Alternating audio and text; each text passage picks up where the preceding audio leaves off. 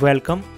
In this video we are going to cook spinach stir fry with coconut. This is the ingredient list. You can get this list in a description box. Heat 1 tablespoon of oil in a pan. After your oil becomes hot, add 1 tablespoon of mustard. As soon as you add mustard in a oil, your mustard will crack. After this, add 4 to 5 curry leaves. Let your curry leaf become brown or black. Is probably gonna take about 10 seconds. Then add crushed coconut mixture.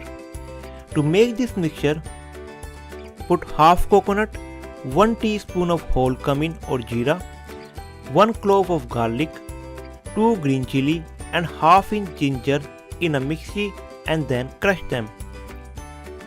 After adding this mixture, stir this whole mixture for about 2 to 3 minutes.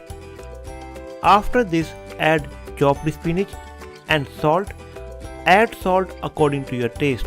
Now again, mix them for about 2 to 3 minutes. After this, your stir fry spinach with coconut will be ready.